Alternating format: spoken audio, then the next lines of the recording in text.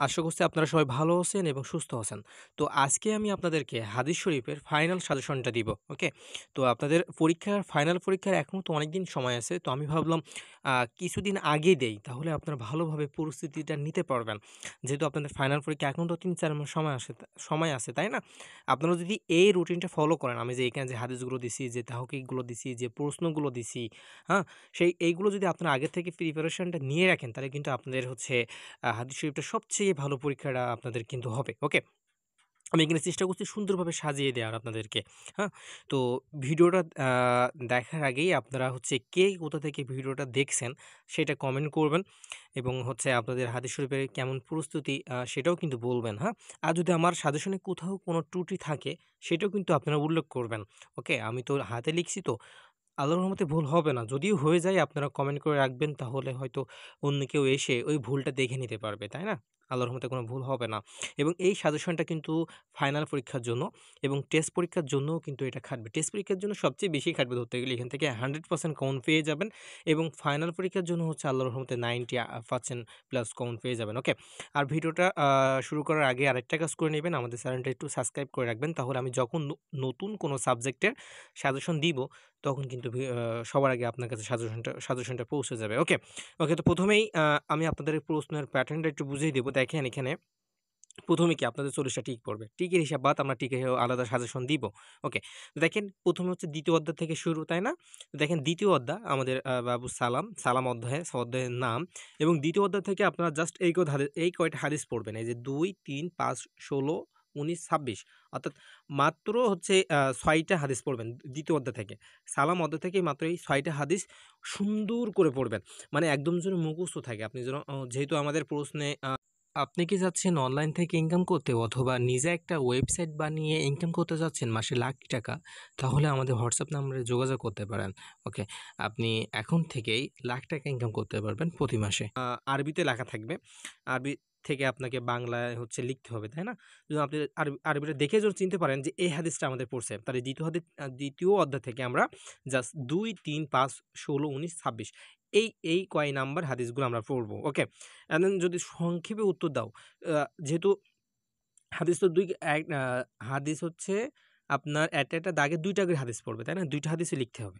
তো ২য় অধ্যায় থেকে এই কয়টা হাদিস পড়লে হয়ে যাবে এবং ২য় অধ্যায় থেকে এই সংক্ষিপ্তগুলো প্রশ্নগুলো আপনাকে পড়তে হবে। যেমন এখানে আমি জাস্ট দেখিয়ে দিচ্ছি, আমি একটুখানি আপনাকে ১ম অধ্যায়টা বুঝিয়ে দিব, পরের অধ্যায়গুলো আপনারা বুঝে নিবেন। দেখেন, তুইম তাম মানে হচ্ছে এর তাৎপর্য লিখো। মানে যে অন্যকে খাওয়ার আরকি তার উপকারিতা, এটা লিখো। তারপরে এই যে এই ২য় নাম্বার প্রশ্নটা, এই ৩য় নাম্বার প্রশ্ন, ৪ নাম্বার প্রশ্ন, মানে ২য় অধ্যায় থেকে জাস্ট আপনার এই ৪ টা প্রশ্ন সুন্দর করে পড়ে রাখবেন। এর থেকে ইনশাআল্লাহ যদি ২য় অধ্যায় থেকে কোনো প্রশ্ন আসে, তাহলে এই ৪ টার ভিতর থেকে আপনারা পেয়ে যাবেন। ওকে? যেহেতু প্রশ্ন একটা লিখতে হবে এবং প্রশ্ন থেকে আমাদের ৩ মার্ক, তাই না? ওকে, তাহলে ভালো করে প্রশ্ন আপনারা দেখে নেন। হ্যাঁ? স্ক্রিনশটটা নিয়ে নেন, অথবা আপনার প্রশ্নে বইতে অথবা গাইড, যেকোনো গাইড ফলো করছেন সেই গাইডে দাগিয়ে নিবেন। সব বইতে, সব গাইডে প্রশ্ন পেয়ে যাবেন। কোনো সমস্যা নাই। আমি সব কম্বিনেশন করেই তৈরি করছি। এবং ২য় অধ্যায় থেকে তাহকিক করবেন। তাহকিক করার একটা নিয়ম আছে। অনেকেরই তাহাক্কুক হয় না, আমি দেখছি। আমিও তো মাদ্রাসায় পড়ছি, আমিও জানি তাহাক্কুক কিন্তু সবাই কম পড়ে। আমি এটা জানি, এটা স্বাভাবিক, আমাদের হুজুররা তেমন ভালোভাবে শিখায় না। তো তাহাক্কুক কিন্তু এইগুলো আমাদের পড়ে নিতে হবে এখান থেকে। আমি ১ম দ্বিতীয়টা ভালো করে বুঝিয়ে দেই, তারপর আপনারা কিভাবে হাদিস প্রশ্ন লিখবেন, কিভাবে প্যাটার্ন অনুযায়ী লিখলে ফুল মার্ক পাবেন, সেই বিষয়ে আলোচনা করব। আগে আপনাদের জাস্ট আমি বুঝিয়ে দিচ্ছি। ওকে? ২য় অধ্যায় থেকে খুঁজে এই ১০-১২ টা তাহাক্কুক আপনাকে পড়তেই হবে। যেহেতু তাহাক্কুক ৫ টা মতো পড়ে, তার থেকে ২ টা লিখতে হয়। ২ ২ ২ টা লিখলে ২ মার্ক আমাদের। তাই না? হাদিসে ৫, প্রশ্নে ৩ এবং তাহকিকে ২। তাহলে একটা প্রশ্ন ১০ মার্ক করে। এভাবে ৫ টা প্রশ্ন লিখতে হয় আমাদের। তাই না? ওকে, যে সালাম, ইসলামু, হ্যাঁ? তুইমু, এই আরিফাত, এই হচ্ছে আমাদের এই কিছু তার আ মাতা, এই কিছু হচ্ছে আমাদের এরকম হচ্ছে এই তাহকিকগুলো কিন্তু আমাদের করতেই হবে। ওকে? এর থেকে কিন্তু একটা বাদ দেয়া যাবে না। ওকে? তো এই হচ্ছে প্রশ্নের প্যাটার্ন। তাহলে আমরা এটা ২য় অধ্যায় থেকে আমরা চলে আসলাম। ২য় অধ্যায়টা আমি আরেকটু আপনাদেরকে ভালোভাবে দেখিয়ে দিই। ওকে? ভালোভাবে আমি হচ্ছে আপনাদেরকে দেখিয়ে দিচ্ছি। ভালোভাবে দেখিয়ে নেন। ওকে, ওকে। এবার হচ্ছে আমরা ৩য় অধ্যায়ে যাব। তাহলে আমি আর তৃতীয় অধ্যায় আপনাদেরকে আর পড়ে শোনাচ্ছি না। আমি জাস্ট আস্তে, আস্তে স্কুলিং করব এবং আপনাদের একটু আমি হচ্ছে অ্যাডভাইস দেওয়ার চেষ্টা করছি কিভাবে আপনারা হচ্ছে প্রশ্নটা লিখবেন। ওকে? তো দেখেন আমি আস্তে, আস্তে হচ্ছে আমি স্কুলিং করছি। আপনারা হচ্ছে প্রশ্নটা দাগিয়ে নেন, হাদিস নাম্বারগুলো দাগিয়ে নেন। কোন প্রশ্ন আমি দিয়েছি সেটা লিখে নেন।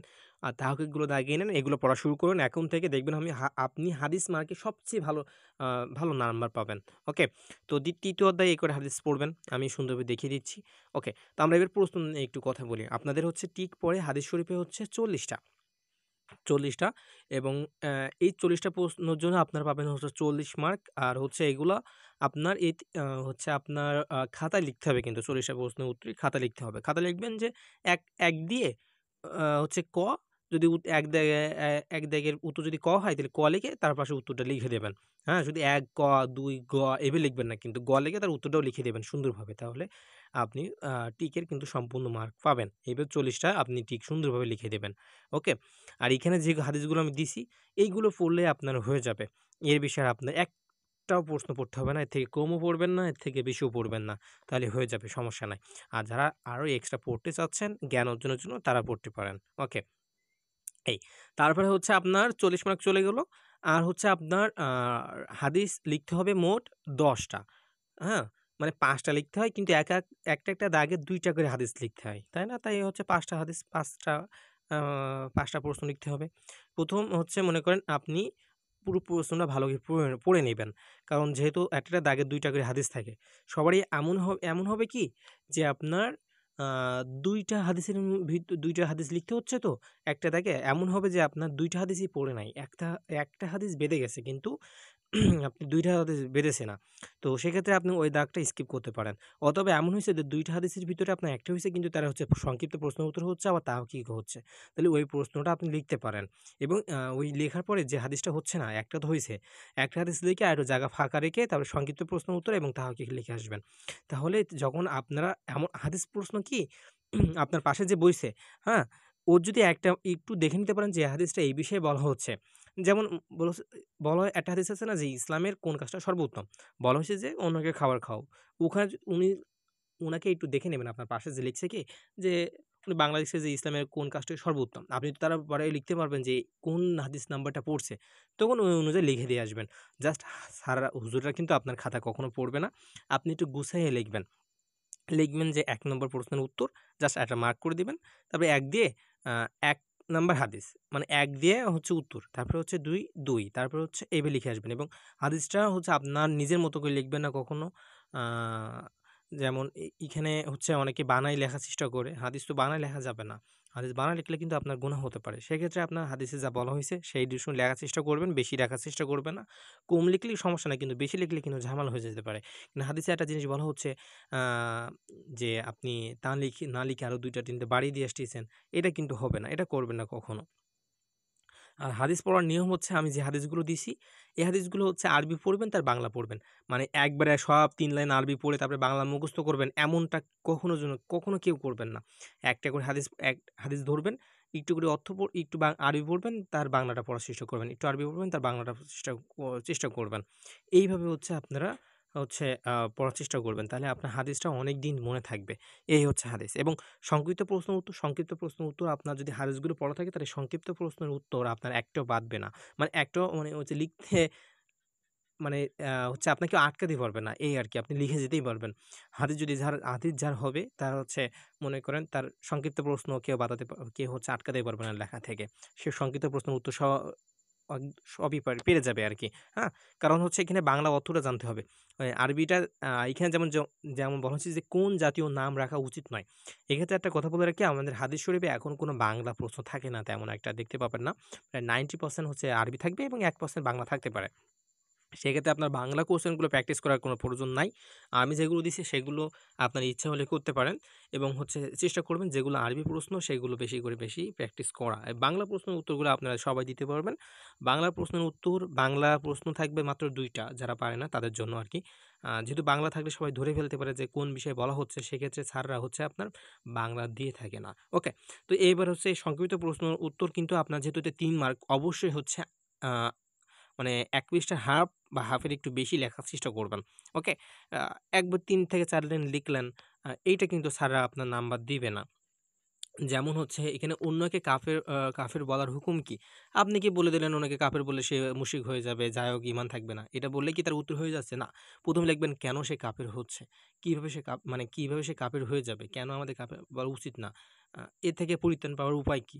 এই বিষয়ে একটু লিখে আসবেন। হ্যাঁ? বেশি লেখার চেষ্টা করতে হবে না আরকি। এইভাবে লিখে আসলে কিন্তু আপনি পুরো মার্কটা পেয়ে যাবেন এবং সবচেয়ে হার্ড একটা কোয়েশ্চেন হচ্ছে ভাই আমরা তো তাহকিক পারি না। আমিও জানি আমিও একটু তাহকিকে দুর্বল ছিলাম।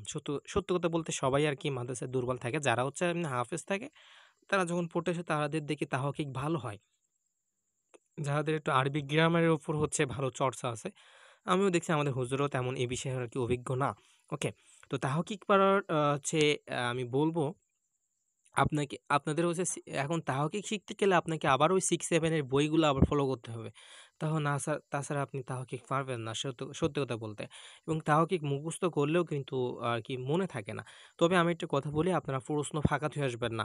না হলেও লিখে আসবেন এবং কিভাবে লিখবেন সেটা আমি একটু বলি। আমিও কিন্তু এইটা ৩ বছর ধরে প্র্যাকটিস করছি। না ৩ বছর ধরে লিখে আসছি। আমি কিন্তু কখনো নাম্বার কম পাই নাই। কেন জানেন? কারণ স্যাররা হচ্ছে সত্য কথা বলতে খারাপ লাগে। খাতা পড়ে না আরকি। দেখে জাস্ট হচ্ছে প্রশ্নের প্যাটার্নটা ঠিক আছে কিনা, সুন্দর করে গুছিয়ে লিখছে কিনা, এই আরকি। মনে করেন আপনি ১ নাম্বার প্রশ্ন উত্তর ২ টা হাদিস সুন্দর করে লিখছেন। প্রশ্নটাও সুন্দর লিখছেন। তাহকিকটাও সুন্দর করে লিখে আসছেন। ভুল কি সঠিক সেটা আমি দেখতেছি না। সুন্দর করে লিখছেন আপনি নাম্বারটা পাবেন।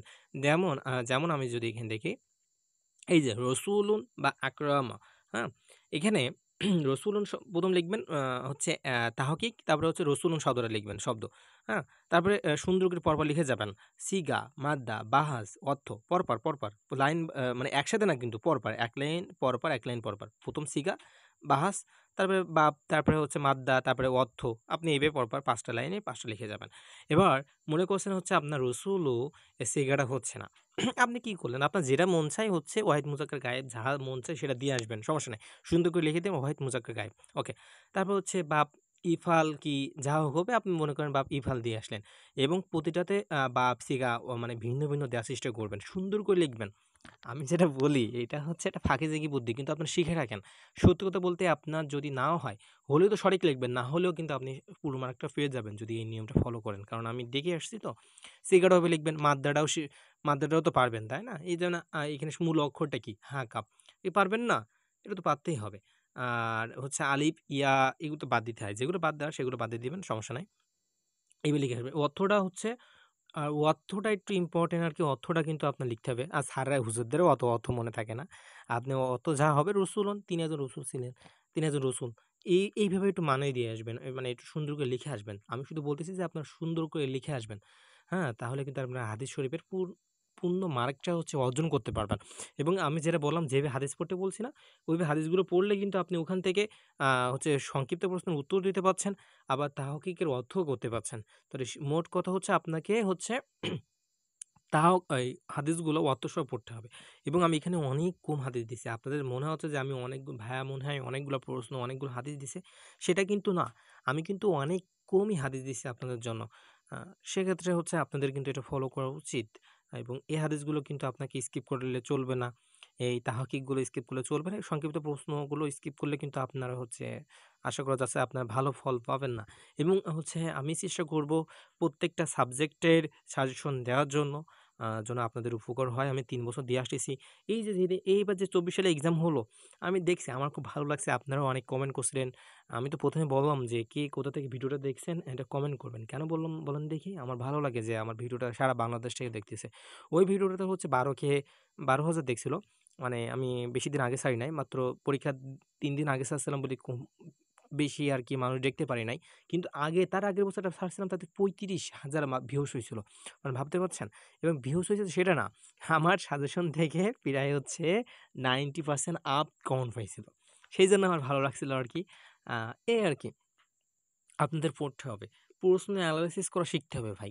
এখানে হচ্ছে আমি যে ভবিষ্যৎবাণী করছি এমনটা না। প্রশ্ন এনালাইসিস করতে হবে যে এই বিগত বছরে কোন হাদিস থেকে বেশি পড়ছে, কোন হাদিসটা বেশি ইম্পোর্টেন্ট, কোন তাহকিকগুলো বেশি ইম্পোর্টেন্ট এগুলো যে আমি হুদায় দিয়ে রাখছি এমনটা কিন্তু না। আমি প্রশ্ন ইম্পোর্টেন্ট করছি। এমন হইছে আমি যে একটা অধ্যায় থেকে মাত্র একটা হাদিস দিছি। কেন দিছি? কারণ ওই হাদিসটা পড়লেই হয়ে যাচ্ছে। অন্য হাদিস পড়ার কোনো প্রয়োজন নেই। অন্য হাদিস আসেও না। জাস্ট আমাদের জানার জন্য দিয়ে দিয়েছে, তাই না? যেমন জান্নাতুল নিয়ামত।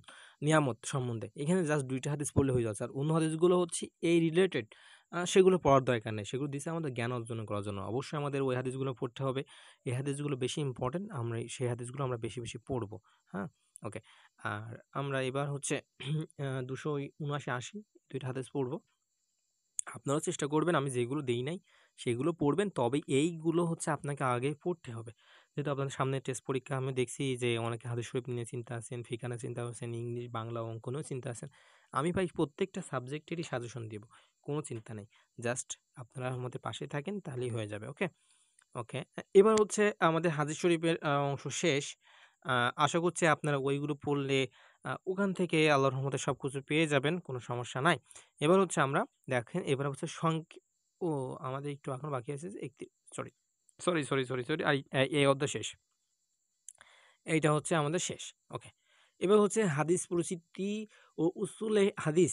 এখান থেকে হচ্ছে আমাদের আ হচ্ছে একটা প্রশ্ন লিখতে হয়। ২ টা বা ২ টা প্রশ্ন লিখতে হয় না ১ টা প্রশ্ন লিখতে হয়? আমি তো ভুলে গেছি। যাই হোক, হ্যাঁ, ওই ৫০-৪০ একটা প্রশ্ন লিখতে হবে এবং একটা হাদিস লিখতে হবে। ঠিক আছে। তাহলে হচ্ছে আমি এখানে দেখেন কয়েকটা প্রশ্ন দিছি। এই যে কয়টা প্রশ্ন দিছি, এখান থেকে হচ্ছে আমি ৫ টা প্রশ্ন দিছি। ৫ টা প্রশ্ন পড়লেই হয়ে যাবে। এখান থেকে ২ টা প্রশ্ন দিলেও হয়ে যেত। ১ম যে ৩ টা প্রশ্ন নাই, ৩ টা প্রশ্ন পড়লেই আপনারা পেয়ে যাবেন। তবে হচ্ছে যে কটা হাদিস দিছি, এই যে কটা প্রশ্ন দিছি, প্রশ্নটা কিন্তু ৫ মার্ক। আপনারা একটু ভালো করে দেখে নেন, হাদিসগুলো লিখে নেন। আমি এই বিষয়ে একটু কথা বলি, সমস্যা নাই। ওকে। এই হাদিস ৩ টা পড়লে হয়ে যাচ্ছে, কিন্তু ৫ টায় পড়তেই হবে আপনাকে, অবশ্যই পড়তে হবে। একটু পড়ায় মনোযোগী না হলে তো হবে না। একেবারে ফাঁকিবাজ হলে কি হবে? দেখেন, এতে যেহেতু ৫ মার্ক দেবে আপনাকে, তাহলে ৫ মার্ক নেওয়ার মতো করে লিখতে হবে আপনাকে। এখন নেয়ার মতো কি? মনে হচ্ছে আপনাকে যে ৫ মার্কের জন্য যে ৮ পৃষ্ঠা লিখে আসলেন এমনটা না। আমি জাস্ট বলছি ওই যে সংক্ষিপ্ত প্রশ্ন উত্তর ৩ মার্কের জন্য হাফ পেজ লিখতে। এটার জন্য অবশ্যই ১ পেজের একটু বেশি লিখবেন। ১ পেজের বেশি লিখব। কতগুলো লিখব? ১ পেজের বেশি লিখব। ওকে? তাহলে আপনার ফুল মার্কটা পাওয়ার সম্ভাবনা আছে এবং হাতের লেখা ভালো করতে হবে। অবশ্যই হাতের লেখা ভালো করতে হবে। তাহলে হয়ে যাবে ইনশাআল্লাহ। এবার আছে মুখস্থ হাদিস মুখস্থ লিখন। এখন কথা হচ্ছে যে আপনারা বলতে পারেন যে, "ভাইয়া এখানে আপনি কোনো হাদিস দেন নাই কেন?" আমি দেই নাই তারও একটা কারণ আছে। আমি এখানে বলে রাখছি, আমি যে এখানে যে হাদিস নাম্বারগুলো দিছি মানে আগে, এখানে যে হাদিস নাম্বারগুলো দিছি যেমন ৩০০, ৩০৪, ৩০৪ এর আগে যত হাদিস নাম্বারগুলো আমি দিছি, ওই হাদিসগুলো জাস্ট পড়ার জন্য এবং এ হাদিস ব্যতি রেখে আপনার যেটা মন চাই ২ টা হাদিস মুখস্থ করে যাবেন। আমি যে হাদিসগুলো দিছি না, এই হাদিসগুলো ব্যতি রেখে এই হাদিসগুলো মুখস্থ করা যাবে না। জাস্ট পড়তে হবে। মুখস্থ লেখার জন্য আপনার ২ টা হাদিস মুখস্থ করে যাবেন। কোন ২ টা হাদিস মুখস্থ করে যাবেন বলেন দেখি? আমি যেগুলো দিছি এইগুলো ব্যতি রেখে আপনার ইচ্ছা মতন আপনার যেটা ভালো লাগে আ সেই ২ টা হাদিস মুখস্থ করে যাবেন। এবং বলতে পারতেন যে, "ভাই আমাদের একটু দেখিয়ে দেন, কেন দেখিয়ে দিলেন না?" আ এইটার জন্য ভাই একটা কারণ আছে। দেখেন সবার মুখস্থ বিদ্যা সমান না। আমি যেটা দিতাম হয়তো হচ্ছে অনেকের সেটা পছন্দ হতো, আবার অনেকে হাদিস মুখস্থ করাও আছে। আ সেক্ষেত্রে আমি এটা হচ্ছে দেই নাই। আপনার যেটা ভালো লাগে ২ টা হাদিস মুখস্থ করে যেয়েন এবং মুখস্থ হাদিস লেখার নিয়ম হচ্ছে দাগ নাম্বার দিবেন। তারপরে হচ্ছে আ আরবি লিখবেন। সম্পূর্ণ আরবি লিখবেন। হ্যাঁ? ওই হাদিসটা হুবহু লিখবেন। যে জগৎ দেয়া আছে হুবহু লিখবেন একদম। এবার পরে হচ্ছে তার বাংলাও লিখে দিতে পারেন। কোনো সমস্যা নাই। যদি প্রশ্ন লেখা থাকে যে এটি মুখস্থ হাদিস লিখুন আরবি সহ, আরবি জের জবর অর্থ সহ। তাহলে অর্থ লিখে দিয়ে আসবেন এবং আরবিটা লিখবেন। আরবি লিখে তার উপর জের জবর দিবেন। সুন্দর করে জের জবর দিবেন। এবং মুখস্থ হাদিসে আপনারা পাসে পাস পাবেন। যদি জের জবর দিয়ে আসেন। উলট-পালট জের জবর দেন, কোনো সমস্যা নাই। তবে গুনাহ হবে কিন্তু। আরবি ভুলভাল লিখলে কিন্তু হবে না। হাদিস ভুলভাল কিন্তু লেখা যায় না। সেক্ষেত্রে আপনার সঠিক লেখার চেষ্টা করবেন এবং জের জবর দিয়ে আসবেন। পূর্ণ মার্কস পাবেন। চাইলে অর্থ সহ লিখে দিয়ে আসতে পারেন। আর অর্থ হয়তো চায় না, আমার মনে নাই ঠিক। আপনারা হাদিসটা সুন্দরভাবে লিখে দিয়ে আইসেন, তাহলেই হয়ে যাবে। ওকে। তো এই ছিল হচ্ছে আমাদের হাদিস শরীফের একটা মেগা সাজেশন। তো আজকে ভিডিও